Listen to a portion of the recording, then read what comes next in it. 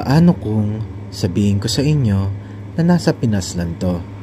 Isang cafe na parang nasa New Zealand sa ganda, na talagang dama mo ang nature vibes. Ang malinis na hangin at huni ng mga ibon. Kitang-kita ang natatatanging ganda ng ating bansa. Simple, tahimik at talaga namang nakakaakit. Tara, samahan niyo ako sa Kalawakan Cafe. Madali lang siya mahanap. Pag nakita niyo tong sign niya, akyat na lang kayo. Ang pin niya pala sa Google Maps ay ang Kalawakan Glass Cabin. Same lang sila ng location.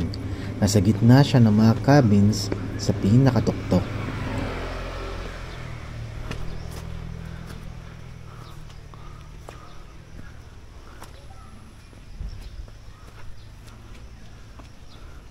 Dalawa ang pwede nyo daanan dito.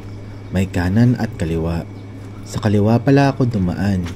Pero, mas mainam pala na sa kanan para walang maaabalang cabin o tao.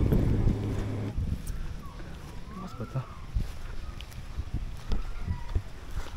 Sarado ata.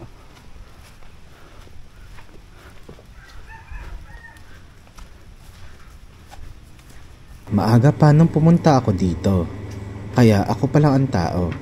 Pero bukas naman siya. Hintayin nyo lang na may pumunta para kunin ang orders nyo. Nasa middle range pala ang pricing niya.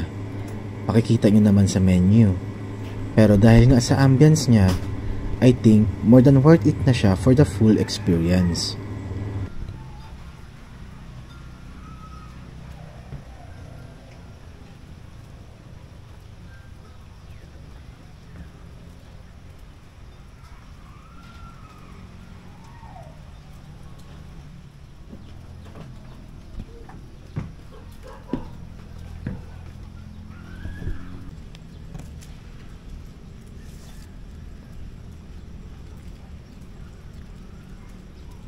Ang in-order ko pala ay waffle with Nutella at sizzling bagnet with rice.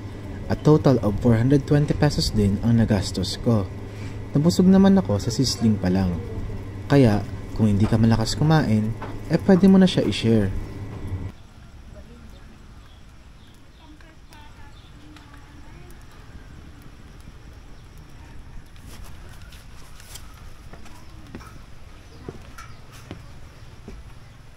Tara, akyat naman tayo sa second floor. Meron pala silang billiard dito kung gusto niyo gamitin at madami kayo.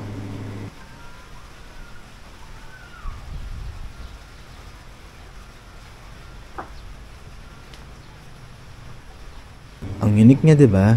Sa view pa lang, sulit na ang bawat piso na gagastusin mo. Talagang dama mo ang peaceful vibes. Yan lang muna sa ngayon. Share ko na sa inyo. Kasi talaga namang ang ganda niya at namangha talaga ako. Please consider following or subscribing. Love you. Sa susunod ulit ha. Bye.